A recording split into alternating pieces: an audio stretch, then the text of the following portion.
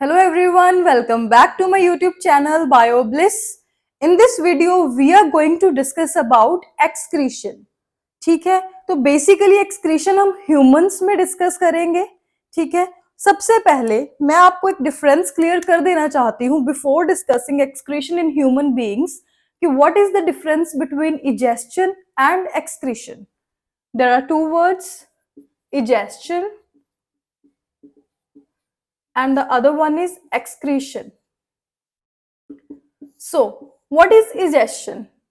Digestion में हम लोगों ने पढ़ा कि जितना भी हम खाना खा रहे हैं राइट वो डाइजेस्ट हो रहा है. जो वेस्ट मटेरियल है that is excreted out from the body in the form of faeces, उसको हम क्या कहते हैं? इजेस्शन. एक्सक्रीशन में स्टूडेंट्स सिर्फ और सिर्फ हम यूरिन की बात करते हैं या मैं कह दूं कि नाइट्रोजनस वेस्ट की बात करते हैं जो कि हमारी बॉडी से इन the form of urine, sweat, है ना, उसकी फॉर्म में एक्सक्रीट हो रहा है, दैट इज एक्सक्रीशन. तो किसी भी बच्चे ने कंफ्यूज नहीं होना है कि व्हाट इज एक्सक्रीशन या फिर इजेस्शन. इजेस्शन मतलब कि हम डिस्चार्ज कर रहे हैं या we can say removal of faeces, right. And excretion में मिक्चुरेशन वाली प्रोसेस आती है जिसमें कि हम यूरिन को एक्सक्रीट आउट करते हैं, नाइट्रोजनस वेस्टेज को हम एक्सक्रीट आउट करते हैं फ्रॉम द बॉडी. सबसे पहले हम देखेंगे कि जो एनिमल्स हैं, एनिमल्स में ह्यूमंस भी आ जाते हैं, हमारे इंसेक्ट्स भी आ जाते हैं, सारे के सारे जितने भी एनिमल्स हैं वो वेस्ट मटेरियल को एक्यूमुलेट किस फॉर्म में करते हैं. ठीक है, तो अगर मैं आपको बताऊं कि जितने भी वेस्ट है हमारी बॉडी में या एनिमल्स की बॉडी में, it gets accumulated in the form of ammonia, urea, uric acid, ठीक है, कार्बन डाइऑक्साइड, वाटर, आयंस. तो देखिए एक्सक्रीशन पढ़ रहे हैं हम, एक्सक्रीशन पढ़ रहे हैं हम. सबसे पहले उसमें हम डिस्कस करेंगे कि जो वेस्ट है accumulated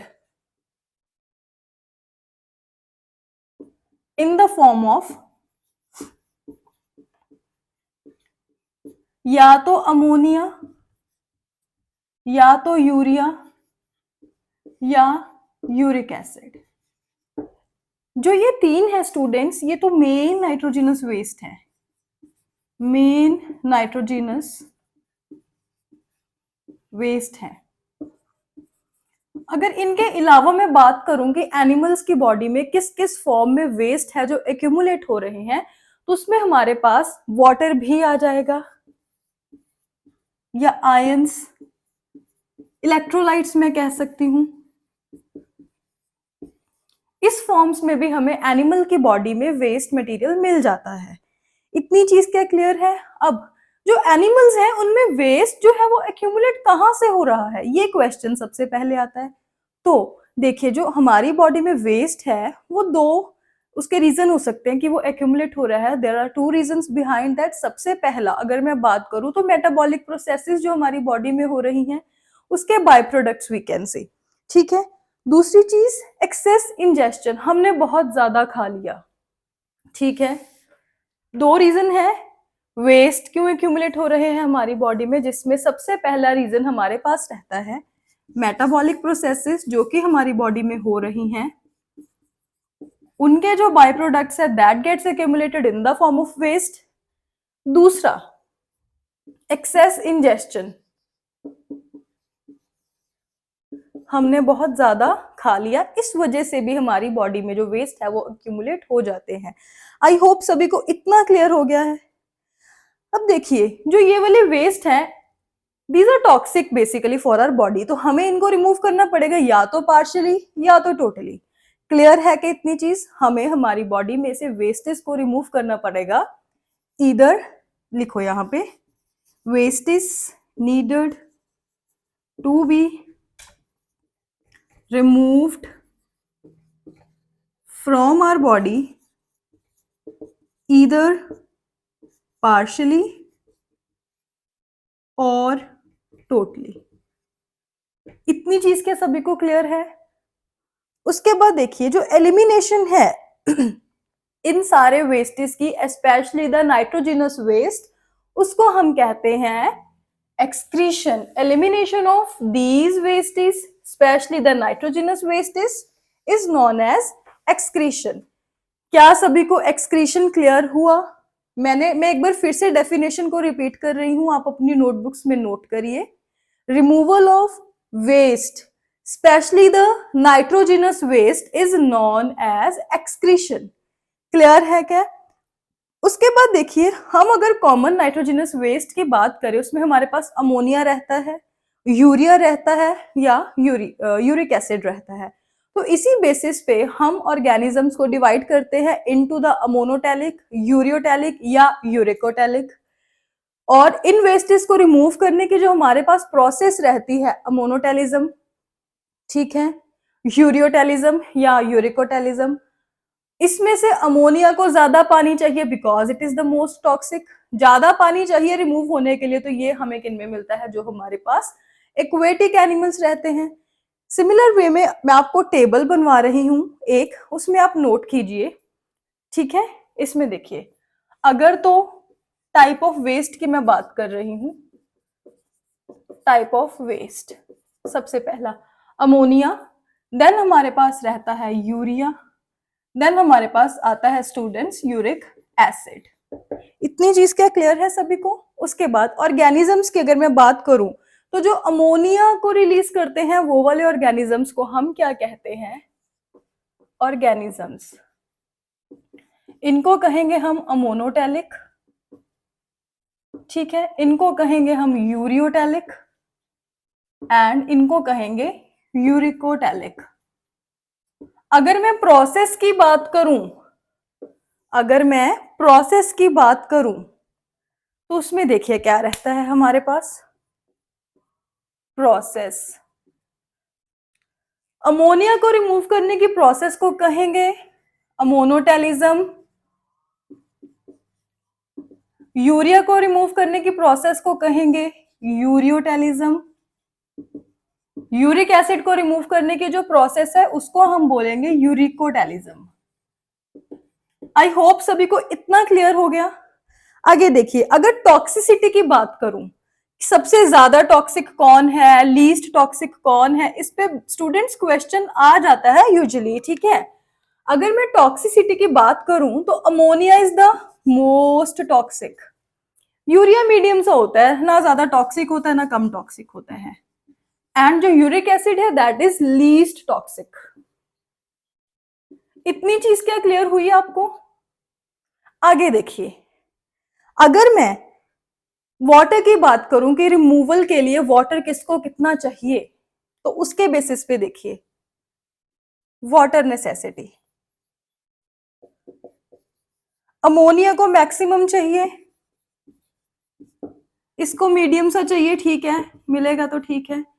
अगर यूरिक एसिड की बात करूं तो लीस्ट होता है, इसी वजह से जो हमारे पास छिपकलियां रहती हैं दे आर यूरिकोटैलिक, पैलेट की फॉर्म में अपने वेस्ट को वो रिमूव करती हैं, क्योंकि उनको लीस्ट वाटर चाहिए होता है for the removal of their wastage, ठीक है। यहां पे आप ब्रैकेट में लिख लेना, इन द फॉर्म ऑफ पेस्ट या पैलेट। क्लियर है क्या इतनी चीज आपको? आगे देखिए, अब जो हमारे पास यूरिया एंड यूरिक एसिड की अगर मैं स्टूडेंट्स बात करूं, तो मैंने आपको बताया है कि इनको बहुत कम वाटर चाहिए होता है for the removal of their nitrogenous wastage, right. तो मैं बोल सकती हूँ कि इसी वजह से इनके पास टेरेस्ट्रियल एडेप्टेशन है, या उल्टा कि टेरेस्ट्रियल एडेप्टेशन है इसी वजह से कम पानी चाहिए, इतना बोल सकती हूँ मैं। इतनी चीज क्या आपको क्लियर हुई? आगे देखिए, अगर मैं मोड ऑफ रिमूवल की बात करूं from the body, mode of removal की अगर मैं बात करूं फ्रॉम द बॉडी, उसमें क्या रहेगा? देखिए, वीडियो को शेयर कर दिया करो, अगर आपको अच्छी लगती है तो लाइक जरूर करा करो, ठीक है। Mode of removal from the, जो ये वेस्टेज हैं ये बॉडी से आखिरकार रिमूव हो कैसे रहे हैं? अगर मैं अमोनिया की बात करूं तो अमोनिया जो है इट इज रेडली सॉल्युबल, पानी में डिसॉल्व हो जाएगा जी। अगर पानी में डिसॉल्व हो गया तो डिफ्यूजन की हेल्प से बाहर रिमूव कर सकते हैं हम बॉडी की सरफेस से या गिल से। सरफेस से कौन कौन से ऑर्गेनिज्म से करेंगे, जो कि लोअर ऑर्गेनिजम्स है, जैसे कि हमारे पास पॉरीफेरा फाइलम के रहते हैं मेंबर्स, राइट। अगर हमारे पास पॉरीफेरा के मेंबर्स हैं, they belong to the lower divisions, तो उनमें हम सिर्फ बॉडी सरफेस से by the process of diffusion ammonia को रिमूव कर देंगे। थोड़े से हायर की बात करूं तो गिल्स की हेल्प से भी हम रिमूव कर सकते हैं अमोनिया को in the form of ammonium ions. जो किडनीज होती हैं they play no role in the removal of ammonia. इतनी चीज क्या क्लियर है सभी को? अब देखिए नोट कीजिए, ये सबसे पहले ये रेडली सॉल्युबल होता है, ठीक है, तो डिफ्यूजन की हेल्प से हम इसको रिमूव कर सकते हैं, डिफ्यूजन की हेल्प से रिमूव हो जाएगा। अब देखिए या तो सिंपल बॉडी सरफेस से हम इसको रिमूव कर देंगे या फिर हम गिल्स की हेल्प से रिमूव करेंगे। बॉडी सरफेस की हेल्प से किन ऑर्गेनिजम्स में होगा ये, जो लोअर है हमारे पास, जैसे कि स्पंजीज हो गया। लोअर जो ऑर्गेनिजम्स हैं उनमें तो बॉडी सरफेस की हेल्प से ही हमारे पास अमोनिया रिमूव हो जाएगा। थोड़े से हायर आ गए तो गिल्स की मदद ले लेंगे, जो एक्वेटिक एनिमल्स है। किडनी का कोई रोल नहीं होता, kidney has no role in removal of ammonia, kidney has no role in excretion of ammonia. इतनी चीज क्या क्लियर हुई? अब नेक्स्ट अगर मैं यूरिया की बात करूं कि यूरिया हमारी बॉडी से कैसे रिमूव हो रहा है, तो यूरिया में देखिए क्या रहता है कि जो अमोनिया फॉर्म हुआ हमारी बॉडी में, सपोज यूरियोटैलिक कोई ऑर्गेनिज्म है, उसकी बॉडी में अमोनिया फॉर्म हो गया, ठीक है, मेटाबॉलिज्म की प्रोसेस हुई, अमोनिया रिलीज हुआ। जब अब जो अमोनिया है लिवर में जाएगा स्टूडेंट्स, लिवर में जाकर के ये यूरिया में कन्वर्ट हो जाएगा। जब यूरिया में कन्वर्ट हो गया तो ब्लड इसको रीएब्सॉर्ब करेगा, फिल्टर करेगा एंड एक्सक्रीट आउट कर देगा फ्रॉम द किडनी। इतनी चीज क्या क्लियर है सभी को? अब देखिए कैसे होगा। जो अमोनिया है प्रोड्यूस हुआ बाय मेटाबॉलिक प्रोसेसेस, लिवर में गया, कन्वर्ट हो गया इनटू यूरिया, ठीक है, अब रीएब्सॉर्ब हो जाएगा ब्लड में। उसके बाद क्या होगा? जब ब्लड में रीएब्सॉर्ब हो गया अमोनिया तो फिल्टर हो जाएगा एंड एक्सक्रीट आउट हो जाएगा फ्रॉम द किडनीज। इसको तो हम बहुत डिटेल में पढ़ने वाले हैं कि आखिरकार किडनीज कैसे वेस्टेज को रिमूव करती है।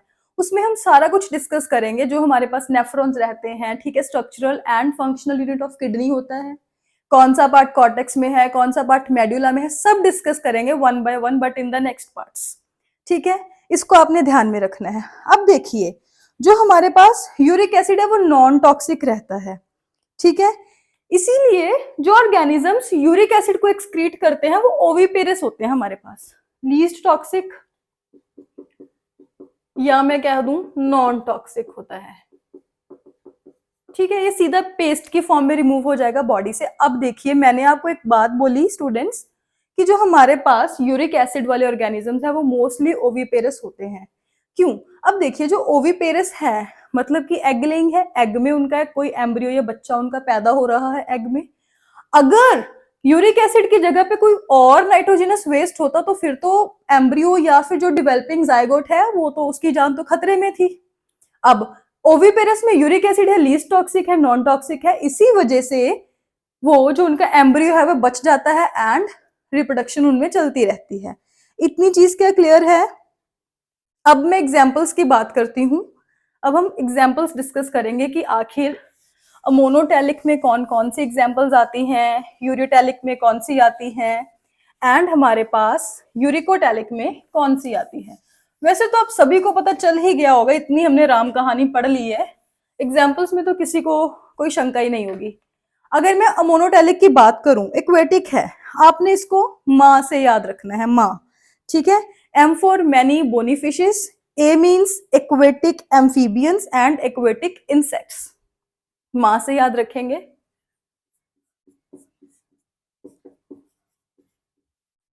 Many bony fishes. ठीक है.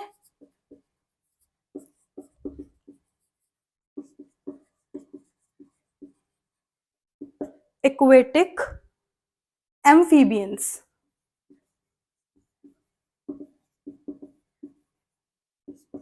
या एक्वेटिक इंसेक्ट्स. जो फ्रॉग का लार्वा रहता है वो भी मोनोटेलिक इन नेचर होता है. ठीक है, इतनी चीज आपको याद रखनी है. अब देखिए, अगर मैं यूरियोटेलिक की बात करूं तो यूरियोटेलिक में हमारे पास टेरेस्ट्रियल एम्फीबियंस आते हैं, जैसे कि फ्रॉग एंड टोड्स हो गए. ठीक है, टेरेस्ट्रियल एम्फीबियंस आते हैं. ये आप सभी का होमवर्क है कि आप लोगों ने टेरेस्ट्रियल एम्फीबियंस की एग्जांपल्स लिख के लेनी है. ठीक है, लिखनी है बेसिकली. और जो हमारे पास ये बोनी फिशेस हैं, एक्वेटिक एम्फीबियंस, एक्वेटिक इंसेक्ट्स है, इनकी भी आपको एग्जांपल्स नोट करनी है. ठीक है, अगर मैं आपको होमवर्क नहीं दूंगी तो आप नहीं पढ़ोगे. ठीक है, एनसीईआरटी पढ़नी है आपको बेसिकली. नेक्स्ट देखिए, अगर मैं यूरिक एसिड को एक्सक्रीट करने वाले ऑर्गेनिजम्स यानी कि यूरिकोटैलिक्स की आपको एग्जांपल बताऊं तो उसमें हमारे पास रेप्टाइल्स एंड बर्ड्स रहते हैं. रेप्टाइल्स एंड बर्ड्स रहते हैं. स्नेल्स रहते हैं. ठीक है, और जो लैंड के इंसेक्ट होते हैं जैसे कि कॉकरोच. लैंड के जो इंसेक्ट्स होते हैं, लैंड इंसेक्ट्स, एग्जाम्पल है कॉकरोच. ठीक है, इतनी चीज के सभी को क्लियर हुई है. अब देखिए, अब हम थोड़ा सा डिस्कस करेंगे कि जो एक्सक्रीटरी ऑर्गन्स हैं वो कौन कौन से हो सकते हैं. किडनीज तो हम सभी को पता है, किडनी का तो हमें कोई डाउट ही नहीं है कि किडनी है या नहीं है. वो तो सभी को पता है कि किडनी ही एक्सक्रीटरी, मेन एक्सक्रीटरी ऑर्गन है. ठीक है, ह्यूमंस में. अगर मैं बाकी एनिमल्स की बात करूं तो उनमें किस किस की हेल्प से आखिरकार एक्सक्रीशन पॉसिबल है. तो सबसे पहले हम देखेंगे फ्लेम सेल्स को. ठीक है, फ्लेम सेल्स. लिखिए other excretory organs. Other excretory organs. एक चीज नोट कीजिए, ये मैं आपको बाकी एनिमल्स के बता रही हूं. ह्यूमंस में भी किडनी के अलावा और 2-3 ऑर्गन्स हैं जो कि एक्सक्रीशन में हेल्प करते हैं. उसको भी हम इसी वीडियो में डिस्कस करेंगे. ठीक है, अब देखिए कौन कौन से फ्लेम सेल्स हैं जो जिनको हम प्रोटोनेफ्रीडिया भी कहते हैं. ये हमें फ्लैटवर्म्स में, रोटिफर्स में या कुछ एनालिड्स में मिलते हैं. ठीक है, सबसे पहले आएगा हमारे पास फ्लेम सेल्स. इसको हम कहते हैं प्रोटोनेफ्रीडिया.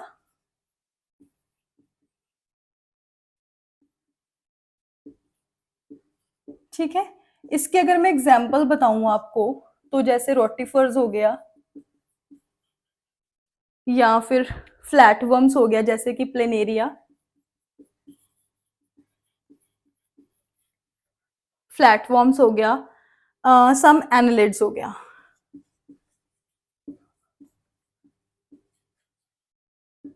आगे देखिए, अगर मैं आपको बताऊं स्टूडेंट्स, स्पोरिफेरा, टीनोफोरा एंड सिलेंट्रेटा में कोई भी एक्सक्रीटरी ऑर्गन नहीं होता है. जो वेस्ट है वो डायरेक्टली बॉडी के सरफेस से रिमूव हो जाता है. ये हमने पढ़ा है एनिमल किंगडम में. ठीक है, उसके बाद देखिए जो फ्लेम सेल्स हैं they play role in regulation of ionic and fluid balance along with removal of excretory products. इस चीज को नोट करिए, ये मेंटेन करते हैं ionic and fluid balance other than excretion. ठीक है, एक्सक्रीशन में तो रोल है ही. आपको एक बात बताऊं, ये एनसीईआरटी की लाइन है. वैसे तो मैं इस लाइन को ऐसे मानती हूँ कि ऐसे लिख रखी है. एक्सक्रीशन का रोल क्या है? मेन आयनिक बैलेंस ही तो मेंटेन करता है. अगर यूरिन ही प्रॉपरली पास नहीं होगा तो आयंस का मिसबैलेंस नहीं हो जाएगा क्या बॉडी में? तो सेम ही फंक्शन है बस. ठीक है, वर्ड प्ले करा है एनसीईआरटी ने, आप भी पढ़ो वैसे ही. ठीक है, उसके बाद रहते हैं हमारे पास नेफ्रीडिया.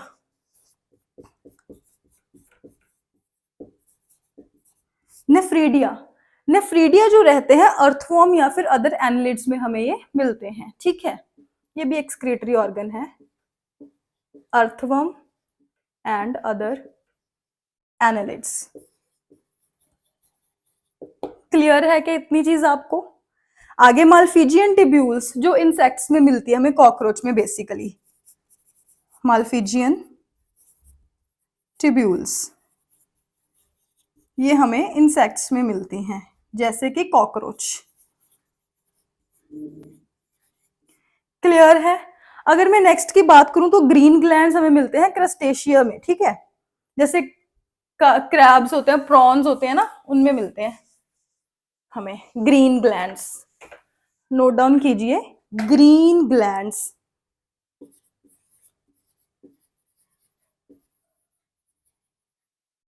ये हमें क्रस्टेशियंस में मिलते हैं, जैसे कि प्रॉन्स हो गया, डब्ल्यू है ये,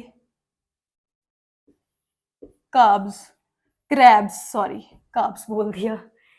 उसके बाद देखो कॉक्सल ग्लैंड्स हमें मिलते हैं एराक्निडा में, जैसे स्पाइडर स्कॉर्पियन होता है ना, उनमें हमें क्या मिलते हैं, कॉक्सल ग्लैंड्स।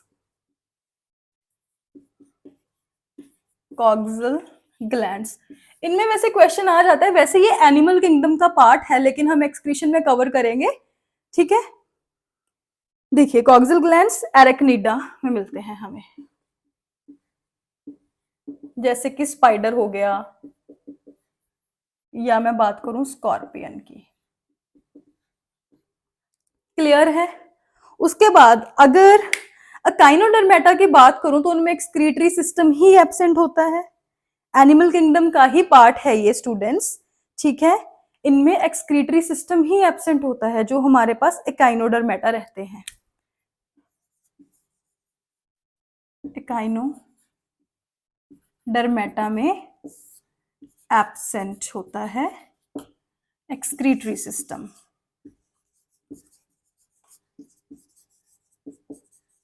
इतनी चीज क्या क्लियर है सभी को? आगे देखिए, हेमिकोडेटा में हमारे पास प्रोबोसिक्स ग्लैंड रहता है, ठीक है। प्रोबोसिक्स ग्लैंड लिखिए,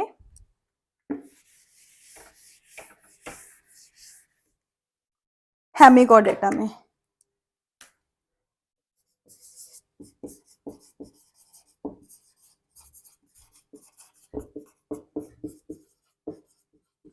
प्रोबोसिक्स ग्लैंड, ठीक है। वर्टिब्रेटा में हमारे पास किडनी रहती है, जैसे कि हम हैं, मैमल्स हैं, एम्फीबियंस हैं, पाइसेस हैं, ठीक है, रेप्टाइल्स हैं, इनमें हमारे पास किडनी रहती है जो कि कॉम्प्लेक्स ट्यूबुलर स्ट्रक्चर है, किडनी। वर्टिब्रेट्स में रहती है बेसिकली, ठीक है, वर्टिब्रेटा, इसमें सारे आ जाएंगे। एग्जाम्पल्स तो आपका होमवर्क ही है। अब हम डिस्कस करेंगे कि ह्यूमंस में किडनी के अलावा और कौन कौन से ऑर्गन्स हैं जो पार्टिसिपेट करते हैं, ठीक है। तो देखिए ह्यूमंस की अगर मैं बात करूं अदर देन किडनी, किडनी तो हम नेक्स्ट वीडियो में पूरी डिटेल में डिस्कस करेंगे, क्योंकि अगर अभी हम करने बैठेंगे तो बहुत लंबा चला जाएगा, ठीक है, क्योंकि उसमें नेफ्रॉन्स हैं, फिर उसके बाद जो यूरिन फॉर्मेशन की प्रोसेस है उसको डिस्कस करना है, टाइप ऑफ नेफ्रॉन्स डिस्कस करने हैं, बहुत बड़ी है किडनी, तो उसमें आई थिंक सो 2 से 3 दिन तो लग ही जाएंगे, ठीक है, क्योंकि हॉर्मोन्स की रेगुलेशन करनी है, सारा कुछ करना पड़ता है हमें। अब देखिए role of organs in excretion, जो कि किडनी के अलावा है, role of organs other than kidney, ठीक है। सबसे पहले तो हमारे पास आते हैं हमारे फेफड़े, लंग्स। लंग्स का क्या काम है, कार्बन डाइऑक्साइड को रिमूव करते हैं प्लस कुछ अमाउंट ऑफ वाटर को रिमूव करते हैं। आप बोलोगे कि मैम पगला गए हो क्या, वाटर कैसे रिमूव कर देंगे लंग्स? तो बेटा करते हैं। देखिए आप एक गिलास लीजिए कांच का, ठीक है, उसमें आप अपने मुंह से हवा डालिए तो वाटर ड्रॉपलेट्स आपको दिखेंगे, तो वो रिमूवल ऑफ वाटर ही तो है।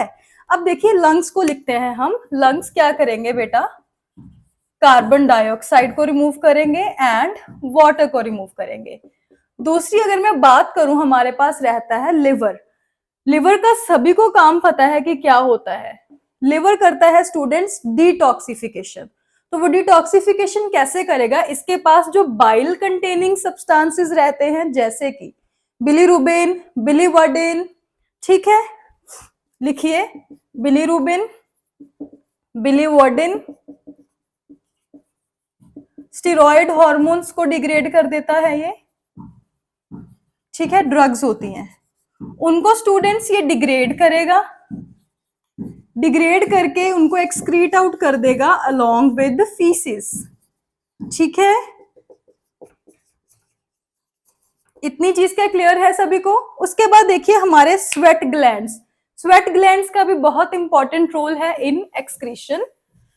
जो प्राइमरी फंक्शन रहता है स्वेट ग्लैंड्स का वो तो स्टूडेंट्स है कूलिंग इफेक्ट, पसीना आता है तो वो कूलिंग सेंसेशन कॉज करता है, लेकिन स्वेट ग्लैंड्स जो है वो एक्सक्रीटरी ऑर्गन की तरह भी एक्ट करते हैं, क्योंकि जो हमारा पसीना थोड़ा खारा होता है तो ये सोडियम आयंस या मैं कह सकती हूँ NaCl को एक्सक्रीट करते हैं, प्लस कुछ अमाउंट ऑफ यूरिया को भी ये रिलीज करते हैं। NaCl प्लस यूरिया को ये रिलीज करते हैं, एक्सक्रीट करते हैं, basically release is the wrong word. उसके बाद रहता है हमारे पास सेबेशियस ग्लैंड्स। सेबेशियस ग्लैंड्स क्या है, जो हमारे ऑयल ग्लैंड्स हैं स्किन के, यहाँ पर हमारे ऑयल आ जाता है जब मॉर्निंग में हम उठते हैं, तो वो सेबेशियस ग्लैंड्स ही अपना काम कर रहे होते हैं। प्राइमरी फंक्शन तो इनका ऑयल सिक्रीशन है, लेकिन सेकेंडरी फंक्शन में स्टूडेंट्स ये ऑयल्स को, हाइड्रोकार्बन्स को एंड वैक्स को एक्सक्रीट आउट करते हैं, वैक्स को एक्सक्रीट आउट करते हैं। लास्ट की अगर मैं बात करूं तो हमारा रहता है सलाइवा। सलाइवा में भी कुछ अमाउंट ऑफ नाइट्रोजनस वेस्टेज जो है स्टूडेंट्स वो एक्सक्रीट होते हैं। आई होप सभी को इतना क्लियर हो गया होगा। तो नेक्स्ट वीडियो में हम डिस्कस करेंगे किडनी को, human excretory system complete discuss करेंगे, उसको 2 पार्ट्स में डिवाइड कर लेंगे, पहले किडनी पढ़ लेंगे, नेक्स्ट वीडियो में नेफ्रॉन करेंगे। अगर आपको वीडियो अच्छी लगी हो लाइक कर दो, शेयर कर दो, कमेंट करो एंड चैनल को सब्सक्राइब करो, अपने दोस्तों के साथ भी शेयर करो सो दैट कि वो भी प्रिपेयर कर सके। Thank you.